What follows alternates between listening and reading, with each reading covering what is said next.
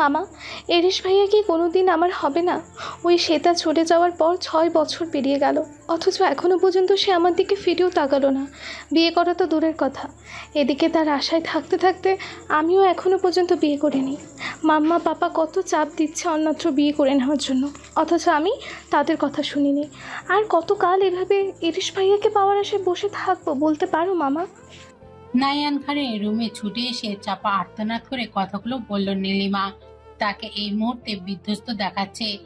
নাইয়ান খান শান্ত ও গম্ভীর দৃষ্টিতে তাকে কতক্ষণ যাবৎ পর্যবেক্ষণ করে নির্লিপ্ত ভঙ্গিতে বলে উঠলেন, তোমার সাথে এরিসের বিয়ে দিতে গিয়ে 6 বছর আগে যে কি কাণ্ড ঘটিয়েছিলাম সেটা তো তুমি আর তোমার মা ভালো করে জানো।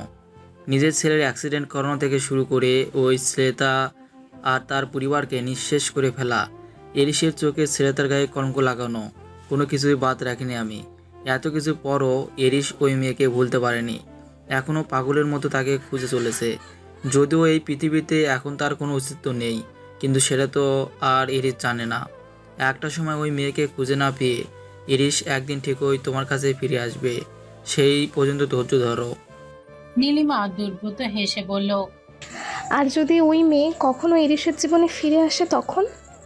নাইয়ান খান প্রবল আত্মবিশ্বাসের স্বরে বললেন, সেটা অসম্ভব, এমন কখনোই হবে না।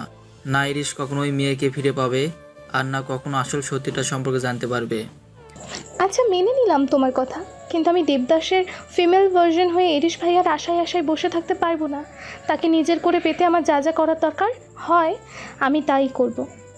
নাইয়ান খান নির্লিপ্ত স্বরে বললেন, আজকে এরিস তোমার সাথে যা করেছে এরপরও সাহস থাকলে করে দেখতে পারো।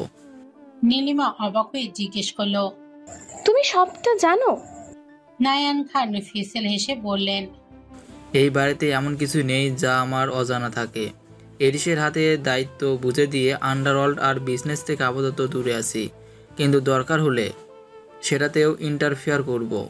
আর দেখো নীলিমা, ছেলেটা বহু মাস পর কালাবিয়াতে আমার বাড়িতে এসেছে। এখন ওর মাধ্যমে আমার অনেক গুরুত্বপূর্ণ কার্যসিদ্ধি হাসিল করে নিতে হবে। তাই এমন কিছু করে ওকে খেপিয়ে তুলো না যার জন্য ও তোমার কোনো ক্ষতি করে বসে, কিংবা আমার কাজ হাতছাড়া হয়ে যায়। তখন কিন্তু আমি আর তোমাকে বাঁচাতে পারবো না।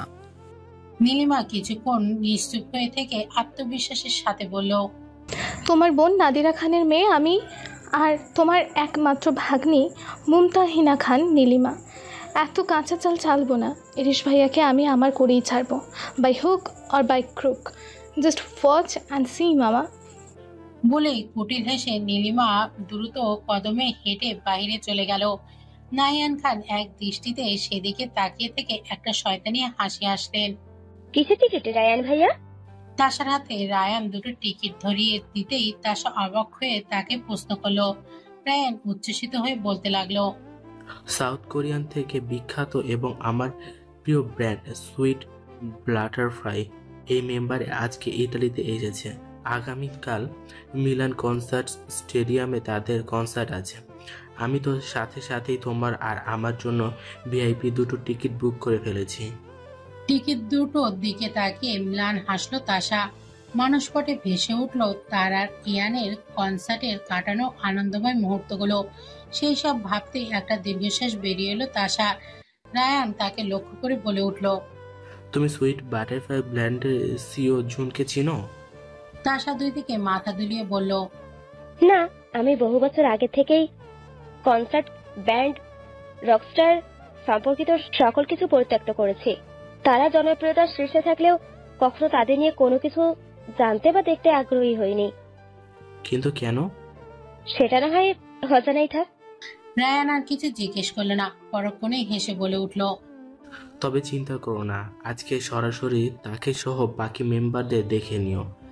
আই সোয়ার তুমি শিওন জুনকে প্রথম দেখেই ক্রাশ খেয়ে যাবে। অবশ্যই আমার এতে একটু হিংসা হবে।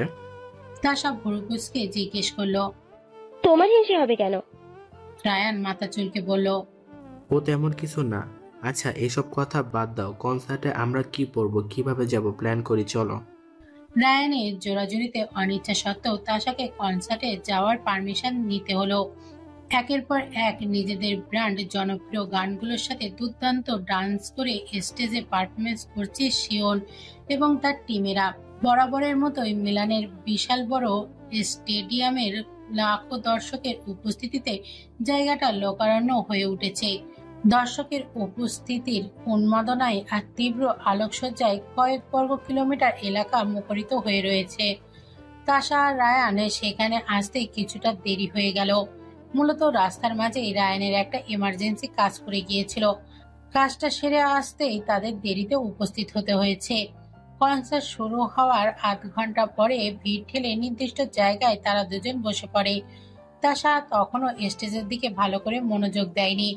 সে ফোনের দিকে তাকিয়ে স্ক্রল করে যাচ্ছিল।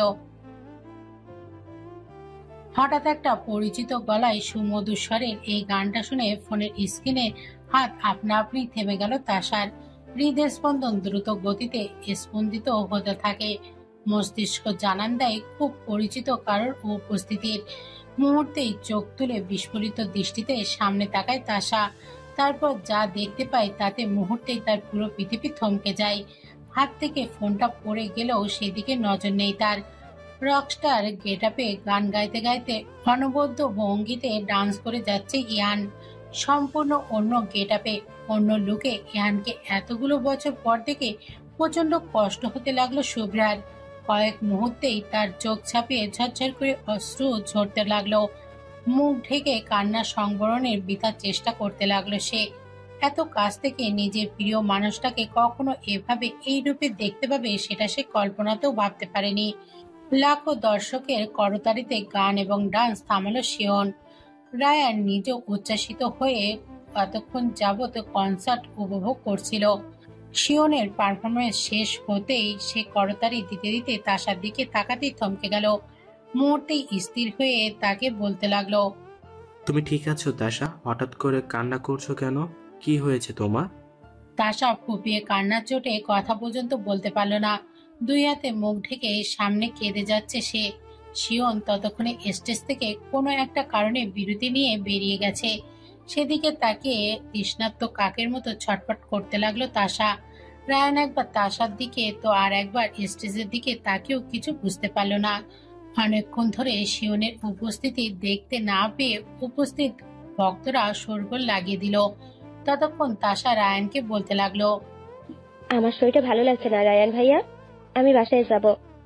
যদিও রায়ানের পুরো কনসার্টের উপভোগ করার ইচ্ছে ছিল, কিন্তু তাশা এই শরীর খারাপের কাছে তার সেই ইচ্ছে বেশিক্ষণ টিকল না। সে দ্রুত সম্মতি জানিয়ে তাশাকে ধরে ধরে বাহিরে যেতে থাকলো। তারা গেটের কাছাকাছি আসতে ইয়ানের আরো একটি সুমধুর গান কানে ভেসে এলো তাশা আর রায়ানের। তাশা আর সহ্য করতে না পেরে রায়ানকে ছাড়িয়ে নিয়ে এক প্রকার দৌড়ে রাস্তায় বেরিয়ে পড়ল। রাস্তার মাঝামাঝি এসে পড়তেই একটা গাড়ি তাকে চাপা দিতে নিচ্ছিল। ঠিক সেই মুহূর্তেই রায়ান তাকে ধাক্কা দিয়ে পেছনে নিয়ে এসে বাঁচিয়ে নিল। রায়ান রাগে কিছুটা উত্তেজিত হয়ে তাকে বলতে লাগলো, এরকম বাচ্চামো করার মানে কি তাশা? এখন যদি তোমার কিছু হয়ে যেত? কিন্তু পরক্ষণেই তাশার কান্নারত ভেজা মুখটা দেখে আর কড়া কথা বলতে পারল না সে। বাড়িতে গিয়ে তার কান্নার কারণ জেনে নেবে ভেবে এখন আর কিছু জিজ্ঞেসও করল না। তাশাকে নিয়ে একটা ট্যাক্সিতে উঠে গেল সে। ট্যাক্সিতে উঠে বসে জানালার পাশে মুখ বাড়িয়ে দিয়ে চোখের পানি মুছতে মুছতে তাশা মনে মনে বলল, কখনো ভাবিনি তোমাকে এই জীবনে আবারও দেখতে পাবো ইয়ান ভাইয়া। পেও হারিয়ে ফেলার যন্ত্রণা যে সীমাহীন, সেটা আমি এখন হাড়ে হাড়ে উপলব্ধি করতে পারছি। 6 বছর আগে আমি যখন অনিচ্ছা সত্ত্বেও তোমাকে ছেড়ে চলে গিয়েছিলাম, তখন কি তুমি ঠিক এইরকমই কষ্ট পেয়েছিলে? নিয়তি দেখো, আমাকেও ঠিক সেই কষ্টই ফিরিয়ে দিল। আমাদের যখন আর কখনোই মিলন হবে না, তাহলে এই নিয়তি কেন আমাদের আবার দেখা করালো? কি তার উদ্দেশ্য? ঈশা ইয়ামিন চৌধুরী।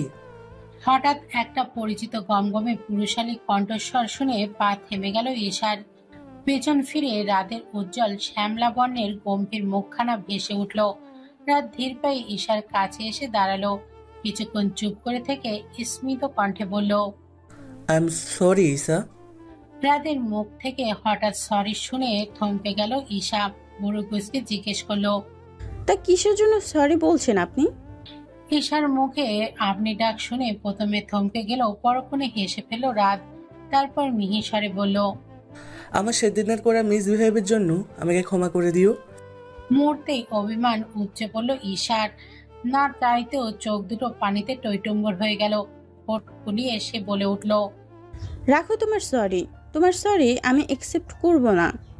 বলেই উল্টো ধরে চোখ দুটো মুছতে মুছতে ছুটে পালাতে চাইল ঈশা, কিন্তু তৎক্ষণাৎ রাত তার পেছনে দৌড়ে গিয়ে তার হাত ধরে নিয়ে নিজের দিকে ঘুরিয়ে ফেলল। ঈশা রাদের বুকে গিয়ে আছড়ে পড়ল। তারপর অভিমান ভরা টলটলে দুটো চোখ রাদের দিকে নিবদ্ধ করলো। রাত সেদিকে এক দৃষ্টিতে তাকিয়ে তার চোখের পানি মুছে দিতে দিতে শান্ত মোলায়েম স্বরে বলল, আমি মন থেকে তোমার কাছে মাফ চাইছি ঈশা। আমার সেদিন ওরকম ব্যবহার করে একদম উচিত হয়নি। পরে মনে মনে আমি প্রচণ্ড অনুতপ্ত হয়েছি এবং নিজেও কষ্ট পেয়েছি। প্লিজ আমার সরি অ্যাকসেপ্ট করে নাও। করতে পারি, তবে একটা শর্তে। কি সত্য? তোমাকে আমার বাবার কোম্পানিতে ম্যানেজারের পোস্টে চাকরি করতে হবে। মুহূর্তেই রাত গম্ভীর মুখভঙ্গি করে বলল, জেদ করো না ঈশা, এমনটা আমার পক্ষে করা কখনোই সম্ভব হবে না। আমার কাছে আমার আত্মসম্মান সবার আগে। ঈশা সিরিয়াস ভঙ্গিতে বলল, চাকরিটা তুমি তোমার নিজের যোগ্যতাতেই পাচ্ছ রাত, কারণ কিছুদিন আগে থেকে আমাদের কোম্পানিতে ম্যানেজারের পোস্ট খালি হওয়ায় বাবা নিউজ পেপারে চাকরির বিজ্ঞাপন দিয়েছিলেন। তোমার সেই পোস্টে চাকরি করার যোগ্যতা থাকায় তোমায় না জানিয়ে তোমার সিভি আমি বাবাকে দেখিয়েছিলাম। বাবার সাথে সাথে তোমার এডুকেশনাল পারফরমেন্স দেখে রাজি হয়ে গিয়েছিল।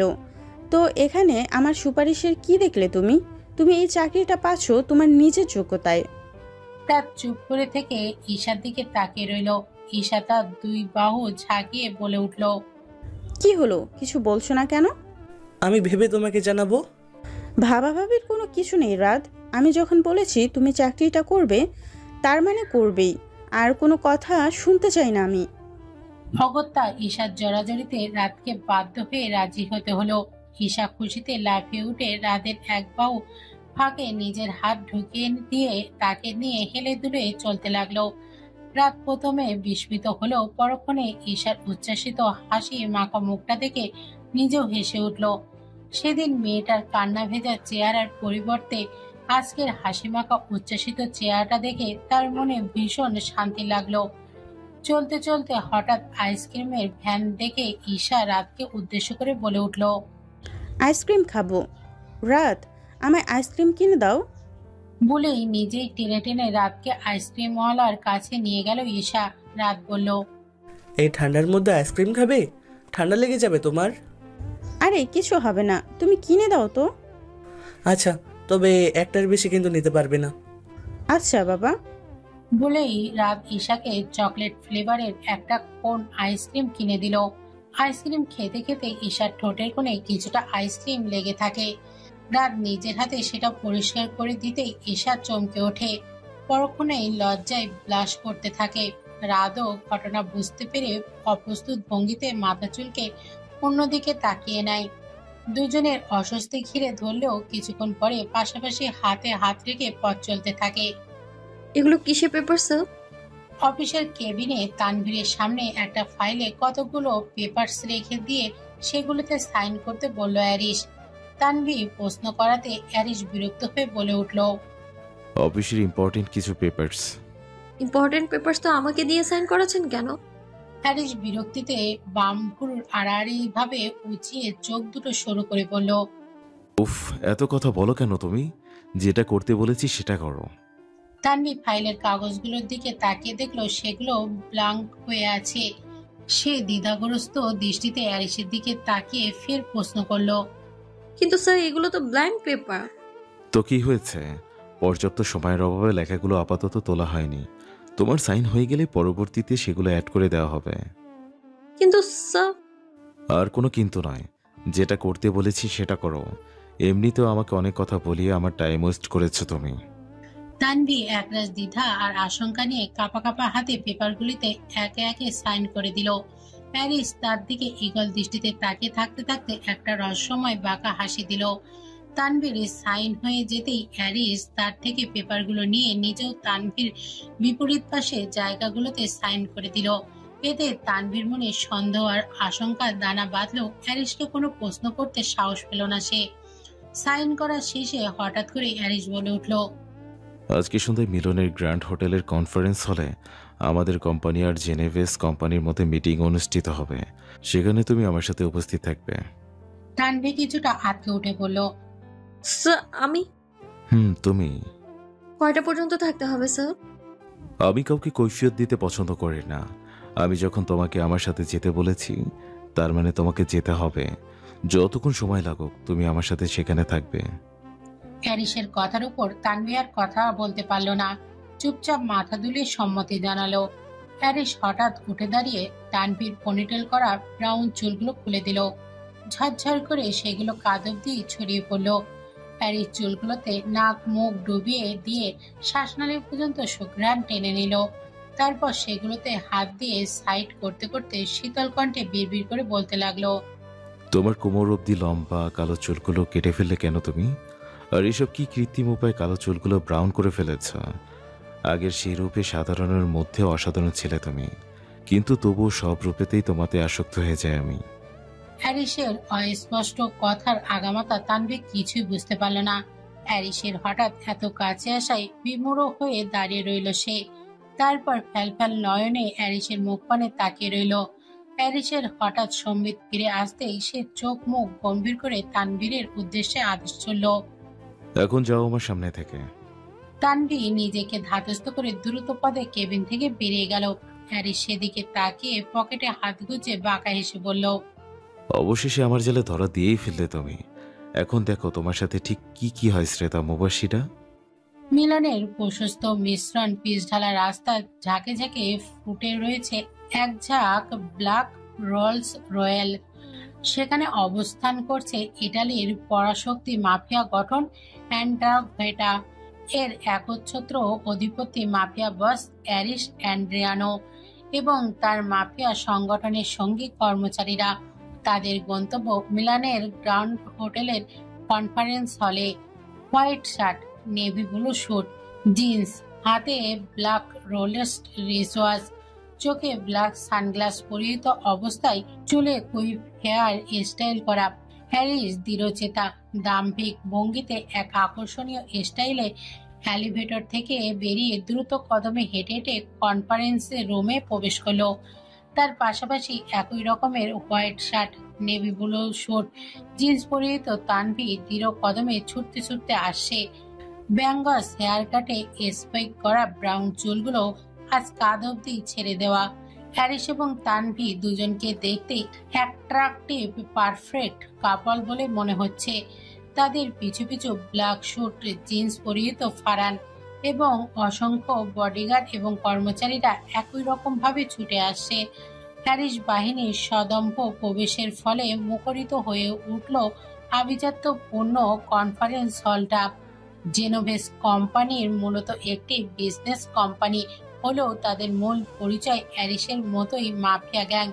যদিও অ্যারিসের সমকক্ষ এখনো তারা হতে পারেনি, তবে জেনোভেস কোম্পানির কর্ণধারা অ্যাগোস্টিনো আলবার্তো সবসময় অ্যারিসকে নিজের প্রতিদ্বন্দ্বী ভেবেই তাকে টক্কর দেওয়ার চেষ্টা করে গিয়েছে।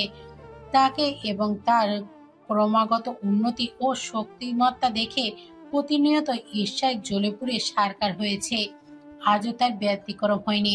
অবশ্য আজকের বিজনেস ডিলটার আড়ালে দুটো গ্যাংয়ের মধ্যে আন্ডারগ্রাউন্ডের বিভিন্ন গুরুত্বপূর্ণ চুক্তির সম্পাদন হবে।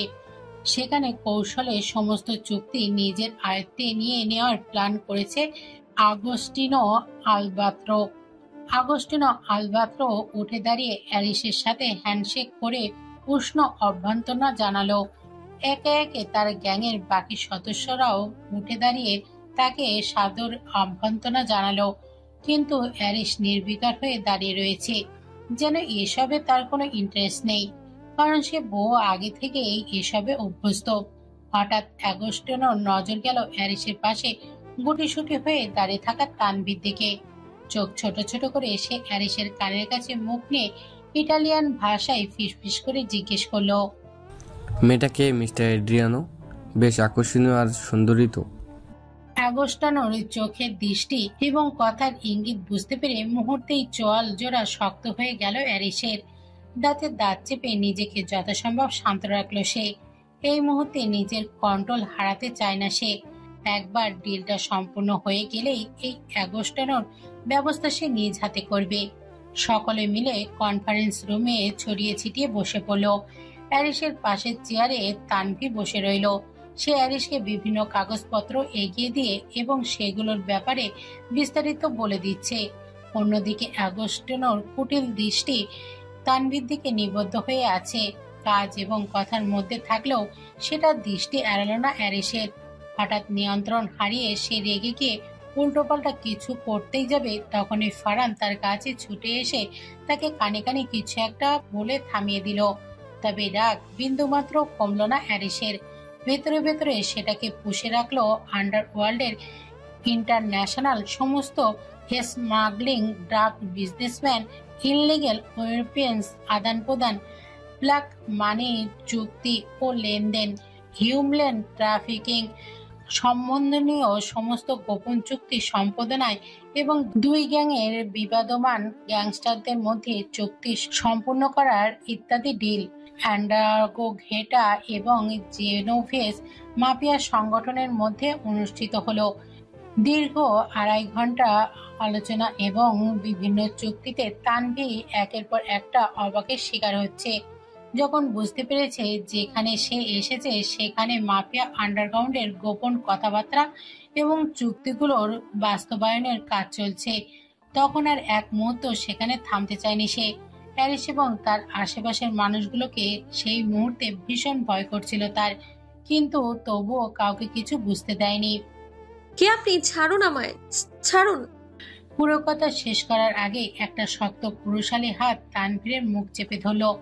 শক্ত হাতের মালিকটা অন্য হাত দিয়ে তার কোমরে শরীরটা আষ্টেপৃষ্টে জড়িয়ে ধরে রেখেছে। তানভীর নড়াচড়া কিংবা চিৎকার করার শক্তিটুকু পর্যন্ত পারছে না। প্যারিসের মিটিং শেষ হওয়ার পরপরই তানভীর ওয়াশরুমে এসেছিল চোখে মুখে পানি ছিটিয়ে নিজেকে শান্ত করার জন্য, কিন্তু হঠাৎই পেছন থেকে অচেনা একজন তাকে আক্রমণ করে বসে।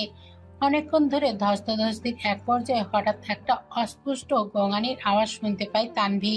মুহূর্তেই সে শক্ত পুরুষালী হাত জোড়া তার মুখ এবং শরীর ছেড়ে দেয়। তানভি দ্রুত পেছনে ঘুরে তাকাতেই তার চোখ দুটো বিস্ফোরিত হয়ে যায়।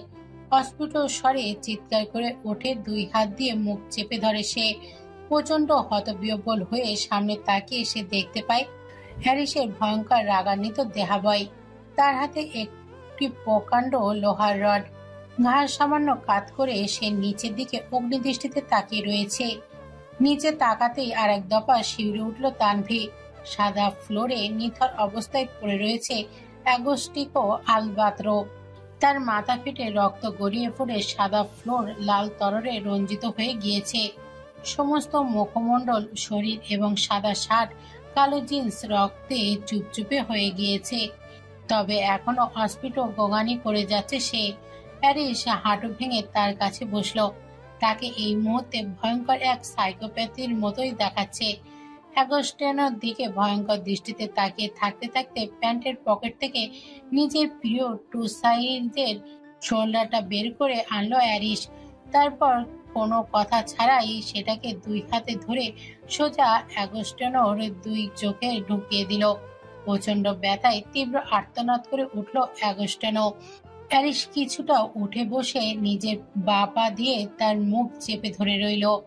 এরপর ভয়ঙ্কর শীতল কণ্ঠে হিস করে বলে উঠল, আমার কলিজায় হাত দিয়েছিস তুই?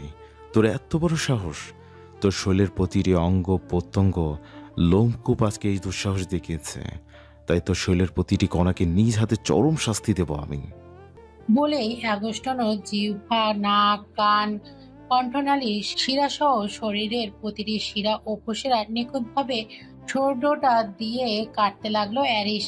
তারপর একে একে তার 2 হাত এবং 2 পা কেটে ফেলল। তারপরে জীবিত অবস্থায় অ্যাগোস্টিনোর সমস্ত শরীরের চামড়া উঠিয়ে ফেলল। অ্যাগোস্টিনোর দেহে ততক্ষণ ক্ষীণ প্রাণ সঞ্চয় ছিল। অস্ফুট আর্তনাদ করতে করতে নিজের মৃত্যুর জন্য গভীর প্রতীক্ষা করছিল সে। অ্যারিস সব শেষে অ্যাগস্টানোকে বুক চিরে কলিজা, হৃৎপিণ্ড, ফুসফুস, যকৃৎ সহ সমস্ত অঙ্গ প্রত্যঙ্গ বের করে নিয়ে আসলো। অ্যাগস্টানোর প্রাণ পাখি সেখানেই দেহ ছাড়ল। তার ক্ষতবিক্ষত শরীরটাকে প্রচন্ড আক্রোশে বার কয়েক লাথি মেরে অ্যারিস রক্তমাখা শরীরটা নিয়ে উঠে দাঁড়ালো। তখনই অ্যাগস্টানোর কতগুলো পার্টনার এই দৃশ্য দেখতে পেয়ে অ্যারিসের ওপর হামলা চালাতে গেলে অ্যারিস দুই পকেট থেকে দুটো রিভলভার বের করে দুই হাতে প্রচন্ড দক্ষ হাতে সেগুলো চালাতে চালাতে তাদেরকে একে একে মোকাবেলা করতে লাগলো। হারানোর ঠিক সেই মুহূর্তে কোথা থেকে দলবল নিয়ে ছুটে এসে অ্যারিসের সাথে সাথে পিস্তল বের করে সবেগে গুলি ছুটতে লাগলো। গোলাগুলির আওয়াজ শুনে একে একে অ্যাগস্টানোর বাকি পার্টনাররাও ছুটে এলো। বিশাল বড় ওয়াশরুম এবং সেটার আশেপাশে এরিয়াটার দুই পক্ষের মধ্যে অনেকক্ষণ যাবৎ তীব্র সংঘর্ষ চলতে লাগলো। প্যারিসের গ্যাংয়ের অনেকেই আহত হলেও সুদক্ষ শুটাররা অ্যাগস্টানোর গ্যাংয়ের প্রত্যেক সদস্যকে ধরাশায়ী করে ফেলল। তারপর প্রত্যেকে অ্যাগস্টানোর ক্ষতবিক্ষত মাংসপিণ্ড সহ তার দলের আহত নিহত সকল সদস্যদের উঠিয়ে নিয়ে বাইরে চলে গেল। মুহূর্তের মাঝে অবশিষ্ট বাকি কর্মচারীরা ফ্লোরে এবং দেয়ালে লেগে থাকা সমস্ত রক্ত ধুয়ে সাফ করে দিল। হ্যারিস তানভীরের দিকে তাকিয়েতেই দেখতে পেল তানভীর দেয়ালের এক কোণের সাথে একেবারে চেপে বসে থেকে দুই হাঁটু বুকের কাছে নিয়ে রেখে দুই হাতে মুখ কান শক্ত করে চেপে ধরে চোখ দুটো বন্ধ করে প্রচন্ডভাবে কেঁপে কেঁপে উঠে ফোঁপাচ্ছে। তার শরীর এতটাই তীব্রভাবে ঝাঁকুনি দিচ্ছে যে কেউ প্রথম দেখায় তাকে দেখে মৃগী রোগী ভেবে ভুল করবে। প্যারিস তানভীর দিকে স্থির দৃষ্টিতে তাকিয়ে থাকতে থাকতেই বেসিনের ট্যাপ ছেড়ে দিয়ে হাত মুখ পরিষ্কার করে নিল। কিছুক্ষণ আগে একটা কর্মচারী তাকে নতুন একটা সাদা শার্ট এনে দিয়েছিল। প্যারিস সেটা গায়ে জড়িয়ে নিয়ে তানভীরের দিকে এগিয়ে গেল। তানভীরকে এক ঝটকায় উঠিয়ে দাঁড় করিয়ে নিজের শক্তপোক্ত বুকের মধ্যে আশ্রে ফেল। তানভীর তখনও ভয়ানক ভাবে কাঁপাকাঁপি করে যাচ্ছে। প্যারিসের দিকে তাকালেও তার ভীষণ ভয় করছে। তার কেন যেন মনে হচ্ছে ঠিক এরকম দৃশ্য সে আগেও কখনো কোথাও দেখেছে, কিন্তু কোথায় দেখেছে তার ঠিকভাবে কিছুই মনে পড়ছে না। প্যারিস তানভীর দিকে স্থির দৃষ্টিতে তাকিয়ে থেকে হিমশীতল কণ্ঠে বলল, it's just a Taylor babe. আমার কলেজার দিকে যে তাকাবে, হাত দিবে, তার ঠিক এইরকমেরই পরিণতি হবে। তানভীর অনেক কষ্টে সাহস সঞ্চয় করে নিজের শুকিয়ে কাঠ হয়ে যাওয়া গলায় ভাঙা ভাঙা কণ্ঠ উচ্চারণ করলো, আপনি মানুষ না, ইউ আর মনস্টার। তানভীর এহেন কথায় প্যারিসের খোদ সপ্তম আকাশ ছুঁয়ে গেল যেন। মুহূর্তেই শান্ত চেহারাটা আগের চিরচেনাই সেই হিংস্র পৈশাচিক রূপ ধারণ করলো। তানভীরকে শক্তভাবে চেপে ধরে তাকে ঝাঁকিয়ে চিৎকার করে সে বলে উঠল, yes, I am a monster, but I am not a cheater like you. Tanvir অবাক নয়নে হ্যারিসের পানে তাকিয়ে জিজ্ঞেস করলো, কি চিট করেছি আমি? হ্যারিস ফিসেল হেসে বলল, খুব তাড়াতাড়ি জানতে পেরে যাবে কি চিট করেছিল তুমি। নিজের করা কৃতকর্মের শাস্তি পাওয়ার জন্য তৈরি হয়ে যাও শ্রেতা মুবাশিরা, আর তার শুরু হবে ঠিক এখান থেকেই। কথাটা বলে আচমকা ঝড়ের গতিতে তানভীরের কোমল গোলাপি ওষ্ঠদয় নিজের লালচে বাদামি পুরুষালী উষ্ণ ঠোঁট জোড়ায় ডুবিয়ে দিল হ্যারিস। মুহূর্তের মাঝেই কেঁপে উঠল তানভীর। প্রথমে প্রচন্ড হতবিহ্বল হয়ে পড়লেও পরক্ষণে ছটফট করে নিজেকে ছাড়িয়াতে নিলেই হ্যারিস আরো শক্ত করে তাকে নিজের সাথে পেঁচিয়ে ধরল। এতে তানভীর নড়তে পর্যন্ত পারে না। ধীরে ধীরে হ্যারিসের ঠোঁটের স্পর্শ তীব্র থেকে তীব্রতর হয়। তার দন্তরাশির বিষাক্ত দংশনে ক্ষতবিক্ষত হয় তানভীরের নরম কোমল অধৈর্যরা। শ্বাস প্রশ্বাস নিতেও কষ্ট হতে থাকে। সে অস্ফুট আর্তনাদ করতে থাকলেও প্যারিসের তাতে ভ্রুক্ষেপ হয়নি। নিজের সমস্ত রাগ ক্ষোভ কষ্ট যেন আজকে তানভীরের ঠোঁটের ওপরে ঝেড়ে ফেলবে সে। প্রায় 10 মিনিট পরে তানভীরের ঠোঁটকে রক্তাক্ত ক্ষত বিক্ষত করে ক্ষান্ত হলো হ্যারিস। ছাড়া পেতেই জোরে জোরে অনেকক্ষণ যাবৎ নিঃশ্বাস নিয়ে নিজের ঠোঁট জোড়া দুই হাতে চেপে ধরল তানভীর। তার দুই চোখ ছাপে অঝোর ধারায় অশ্রু বইতে থাকে। সেই ঘৃণা এবং ক্ষোভ ভরা দৃষ্টিতে হ্যারিসের দিকে তাকিয়ে থেকে বলে উঠল, you bloody demon, I hate you. আজকের পর থেকে আমি আর আপনার অফিসে কাজ করব না। আর আর দেখে নিব আমি আপনাকে। বলে কাঁদতে কাঁদতে ছুটে বেরিয়ে যায় তানভি। হ্যারি সে নিজের ঠোঁটের কোণে থেকে রক্তটা মুছে নিয়ে একটা শয়তানি হাসি দিয়ে বিড়বিড় করে হাসকি স্বরে বলতে থাকে, এইটুকুতে হাবিয়ে গেলাম মাই অ্যাডিকশন। তোমার জন্য যে আরো কত ভয়ানক শাস্তি অপেক্ষা করছে সেগুলোতে ফেস করতে হবে না? Get ready for your future surprises my fucking addiction. হঠাৎ এভাবে মনমরা হয়ে আছিস কেন তানভীর? গতকাল রাতে দেখেছিলাম তুই লুকিয়ে লুকিয়ে কান্না করেছিস। আর সবচেয়ে বড় কথা, তোর ঠোঁটে এমন ক্ষত হলো কিভাবে? তানভিকে বুকে আগলে ধরে দুশ্চিন্তাগ্রস্ত হয়ে কথাগুলো বলল তাশা। তানভি তখনও নিথর হয়ে তাশার বুকে ঢলে পড়ে আছে। অনেকক্ষণ নীরবতার পর সে ভাঙা কণ্ঠে শুধালো, আমার অতীত আমি কিভাবে ভুলে গিয়েছি তাশা? কেন আমার কিছু মনে পড়ে না? কি ছিল আমার সেই অতীতে? হঠাৎ তানভির মুখে তার অতীতের কথা শুনতে পেরে আঁতকে উঠল তাশা। দ্রুত তানভিকে তার বুক থেকে উঠিয়ে শঙ্কিত চিত্তে প্রশ্ন করলো, হঠাৎ তুই তোর অতীতের ব্যাপারে ভাবছিস কেন? তোকে কেউ কিছু বলেছে? না, কেউ কিছু বলেনি। তারপর তাশার আরো কাছাকাছি গিয়ে সে উদ্বিগ্ন হয়ে প্রশ্ন করলো, একটা কথা সত্যি করে বলতো তাশা, আমি কি অতীতে কাউকে ধোকা দিয়েছিলাম? কারোর সাথে চিট করেছিলাম আমি? তাশা তানভীর মুখ দু হাতে আজলাই নিয়ে মোলায়েম স্বরে বলল, না তানভীর, তুই কখনো কাউকে কোনো ধোকা দিসনি। উল্টো তোর সাথে আমাদের সাথে ধোকা হয়েছিল। শেষের কথাটা তাশা অস্পষ্ট কণ্ঠে বলল, যার কারণে তানভি কিছু শুনতে পায়নি। তানভি আবারও প্রশ্ন করলো, সেটা কে তাশা?